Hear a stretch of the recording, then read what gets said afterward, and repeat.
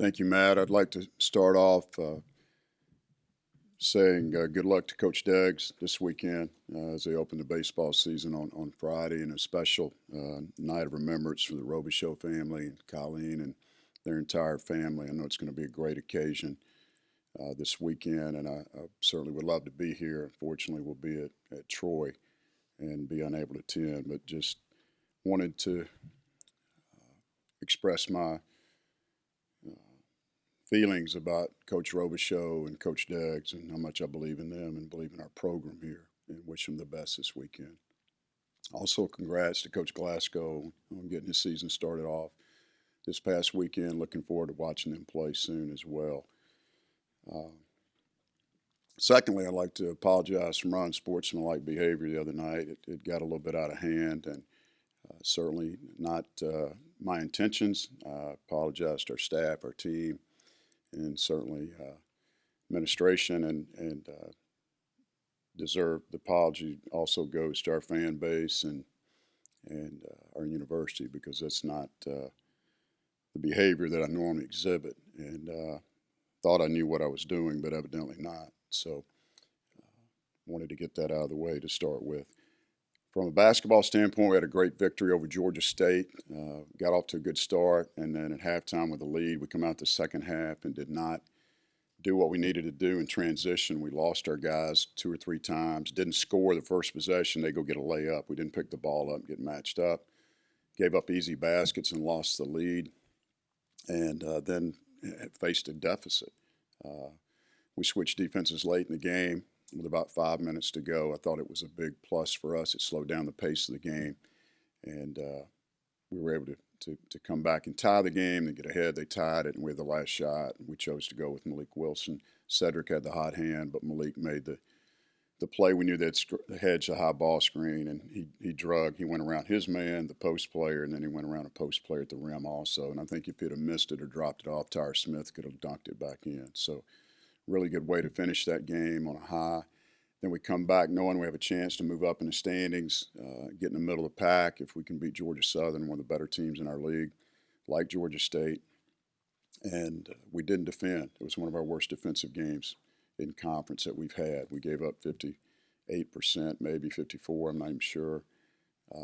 We let two all-conference players, Quan Jackson, 9 for 13, Ike Smith, 9 for 10. You can't give up 18 for 23 and then turn the basketball over into easy opportunities. We had worked for all week, but especially Friday and Saturday morning on protecting the ball, not giving them easy opportunities, and we did it. And still had a chance late and came back and got the lead in the second half.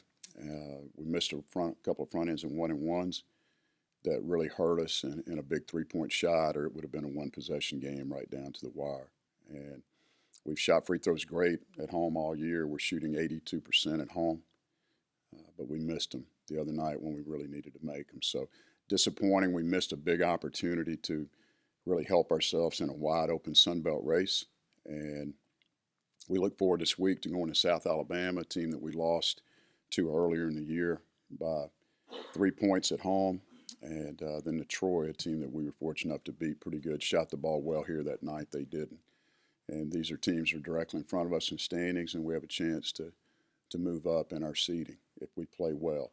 Our team is playing better basketball. That's the nice thing about this last couple of weeks. We had won, I think, 3 out of 4 going into Saturday, so 3 of 5 now. But we've got to continue to get better, cut back on our turnovers, start making more shots, and good things will happen to us.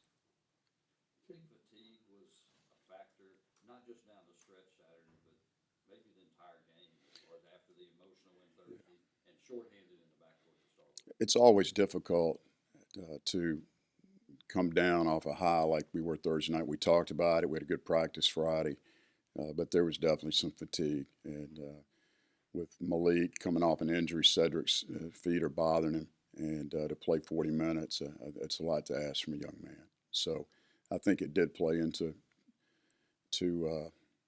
play. Certainly, our decision making wasn't the best either, because you can be tired and not throw the ball to the other team. So we got to do a better job there. Is it an oversimplification to say it's just going to be easier for y'all right now to win on Thursday than Saturday? Uh, From From a from this past Saturday.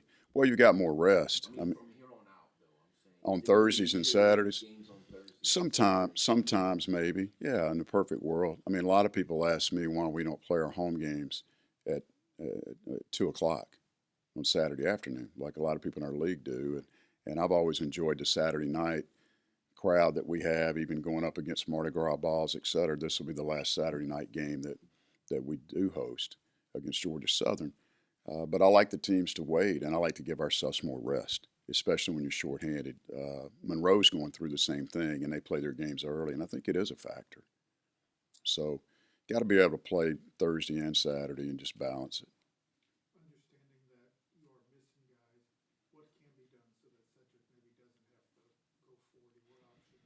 Well, the other night, a good option in my mind would have been to play Dew more at the three, play a bigger lineup, and match up in that regard. Maybe play Mason a couple of minutes, but that's really all we've got on the bench. Now, hopefully, Trajan Wesley's been really progressing. He had a good day Friday and Saturday, and hopefully he'll get a good report from the doctor today or tomorrow, and we'll be able to practice and possibly play on this trip. When, lightheartedly, when you do have to leave a game like that, do you go listen to Jay or do you go watch Dan? Well, I went to the locker room and watched the game downstairs and listened to Dan a little bit, but it's the Cajun Dome feed, so it's not the feed you would get off the computer. And the game's going on as they're showing graphics or replays, and that's not good. But my son was here this weekend. It's happened to me 4 times in my career. He's been with me twice. That were the 2 first half times, and he came and sat with me and was there with me for the entire time. And then at halftime, I mean, there's no contact. I didn't see the coaches, players before or after the game.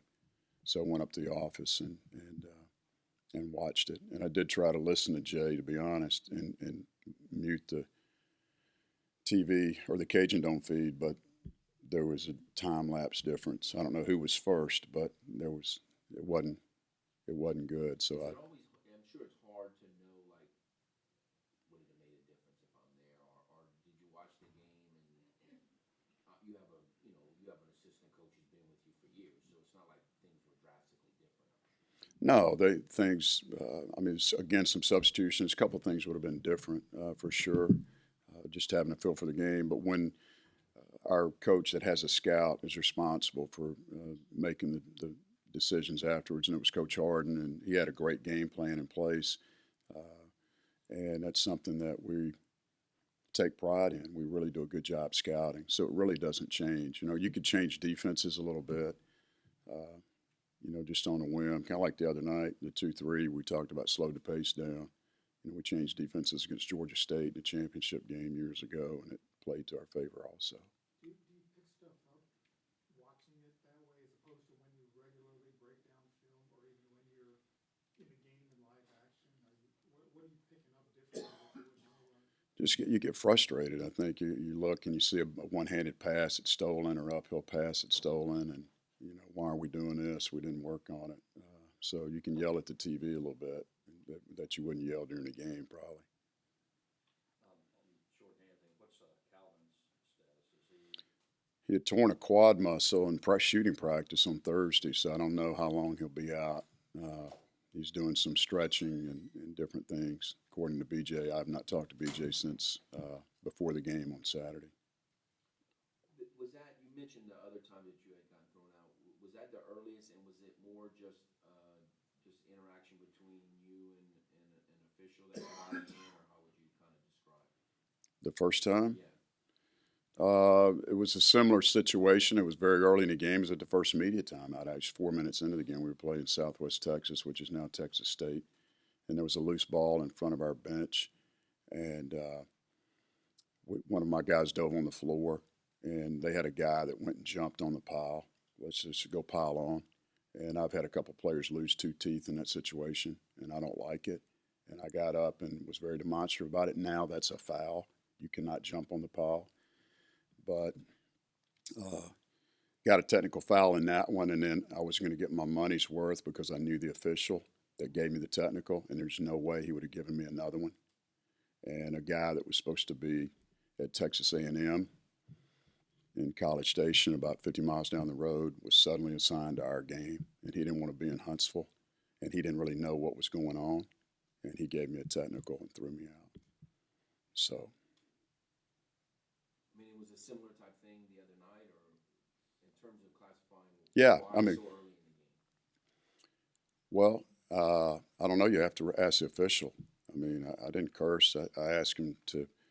I thought a play on the other end was out of bounds on them.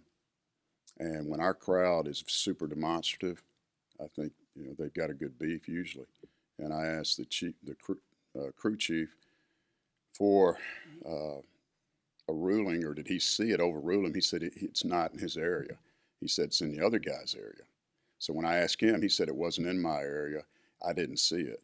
And so I asked him to open his eyes, and I got a technical because of that. And I didn't get a chance to get my money's worth, to be honest. That's not what I wanted. I wanted to talk to the other guy. But Can y'all request a replay opportunity like that on an out of bounds, something like that? Or is that just strictly up to their discretion? it's always their discretion.